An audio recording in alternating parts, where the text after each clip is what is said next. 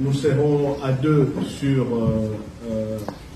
le développement des moyens intégrés dans ces mémoires.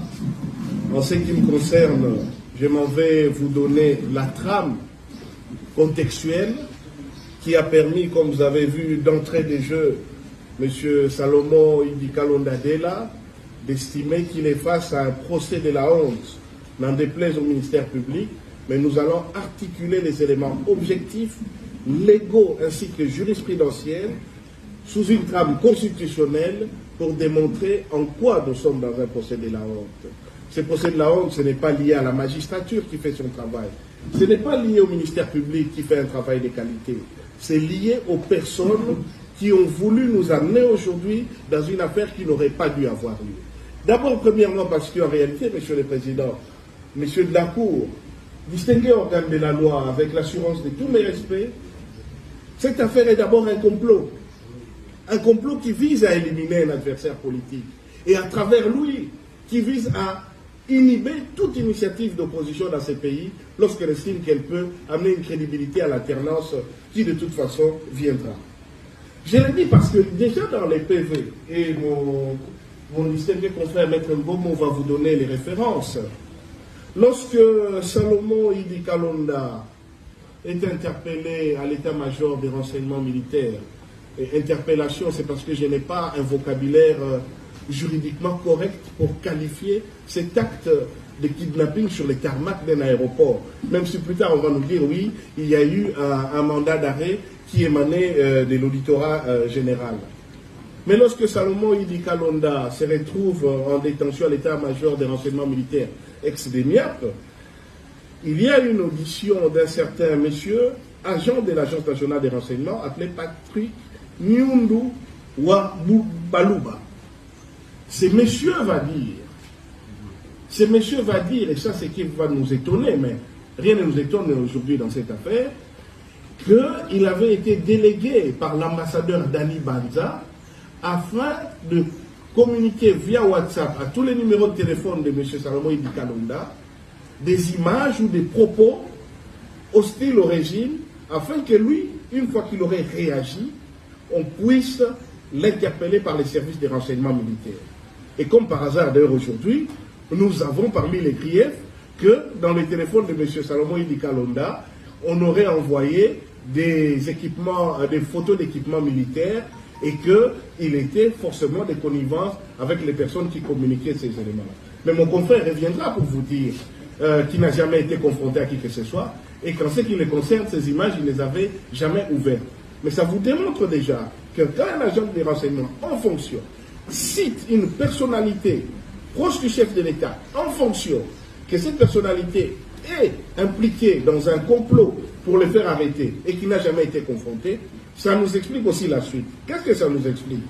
Ça nous explique l'interpellation extrêmement cavalière de M. Salomon Idi Kalonda, qui va être gardé plus de 10 jours au niveau de l'état-major des renseignements militaires, d'abord au secret, pas accès à l'avocat. Et même, je dois reconnaître, et il faut les saluer, l'auditorat militaire supérieur, qui va adresser une correspondance combinatoire dès le 1er avril, sauf erreur de ma part, 2023, à ces services, de transmettre sans délai les dossiers de M. Kalonda, y compris prévenus et pièces, et tout ce qui se retrouve en l'état. Ce service va prendre 10 jours de plus. Donc une rébellion consacrée et avérée contre l'autorité du parquet. Et j'espère que le ministère public en tirera les conséquences. Si vous, ici, Monsieur le Président, surtout l'organe de la loi, même pour priver Kalonda de sa liberté, il n'a que 5 jours. Après, il doit solliciter de sa hiérarchie du parquet l'autorisation de prolonger. Comment des officiers de police judiciaire, qui ne peuvent pas aller au-delà des 48 heures constitutionnellement dit, peuvent même s'autoriser à passer outre et même à solliciter un délai que lui, le ministère public, la loi ne lui a même pas accordé.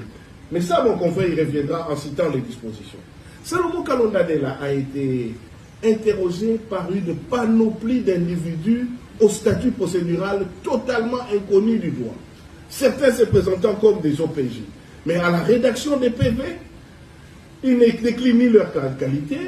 Des fois, ils passent outre les formules sacramentelles. Et des fois, ils ne signalent même pas que pendant les auditions, ils étaient en nombre supérieur ou en nombre qui n'a pas été signalé dans les PV.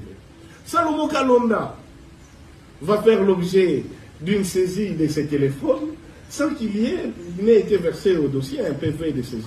Mais mon confrère va attirer toutes les conséquences. Mais surtout, et il me reste ces 2 points sur lesquels je vais m'atteler, Salomon Kalonda, alors qu'il est entre les mains des services de renseignement, des OPJ, subira des perquisitions. Mais des perquisitions qui se font en son absence, Monsieur le Président.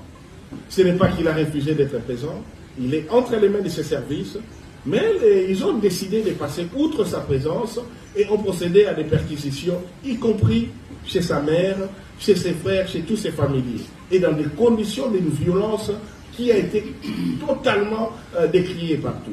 Mais encore quelque chose d'extraordinaire dans l'histoire de la procédure pénale de notre pays. Lorsque, je ne sais pas s'il est au PJ, si c'est le major Kangodi, le colonel Kingodi va faire une conférence de presse, ce que vous-même, le parquet, ne le faites pas, au cours de laquelle il va alléguer que si Salomon Kalonda avait été mis en détention, c'est notamment parce qu'il détenait un revolver, un pistolet Jericho. C'était étonnant parce que c'était les premières remarques que tous ceux qui étaient proches du chef de l'État avaient lancées dans les réseaux sociaux. Mais lorsqu'il va donner les références de ces pistolets Jericho, le premier ministre honoraire Matata Pognou va l'identifier comme étant les pistolets de son garde du corps. Et surtout, ce qui est étonnant, ils avaient allégué que Salomon Kalonda aurait perdu ses pistolets lors de la marche qui a eu lieu devant le siège de la CENI le 25 mai. Sauf qu'à cette date, Salomon Kalonda n'avait pas marché. Mais effectivement, ces pistolets avaient été perdus à cette date, mais Salomon Kalonda n'y était pas. Et le jour où à la marche du 20 mai, où on a attribué effectivement Salomon Kalonda était présent, les pistolets n'étaient pas perdus. Ça ne nous étonne pas. C'est pourquoi le ministère public n'a même pas voulu retenir cela. Mais cela démontre la logique de la cabale. Et pour finir, Monsieur le Président, les raccordements frauduleux qui vont être opérés afin que Salomon Kalonda comparaisse par devant vous, parce qu'il est civil de son État et mon confrère va le relever, uniquement parce qu'il a un membre de sa famille qui lui a la qualité de comparaître devant vous, et on veut faire de Salomon Kalonda automatiquement une personne qui inciterait des militaires à commettre des agissements au devoir. Comme si, et ça va être démontré brillamment par mon confrère, le fait de retenir cette prévention permet encore aujourd'hui d'attraire indûment un civil devant les juridictions militaires. C'est pourquoi, Monsieur le Président, distingué membre de la Cour militaire, j'ai clôture cette introduction pour laisser la parole à mon confrère pour vous dire que notre mémoire unique va s'articuler sur 2 moyens, dont un à titre principal concerne votre compétence rationnée personnelle liée à la qualité de civil de M. Salomon Idi Kalonda, qui ne devrait pas être justiciable des juridictions militaires. Et l'autre moyen va concerner à titre subsidiaire l'annulation totale de tous les PV qui ont concerné cette procédure, pour violation de toutes les dispositions qui vont vous être citées, et notamment en ce qu'ils n'ont obéi à aucun des principes de loyauté, et surtout ils sont issus d'une détention totalement illégale qui n'a même pas respecté les injonctions de l'auditeur militaire. Je vous remercie.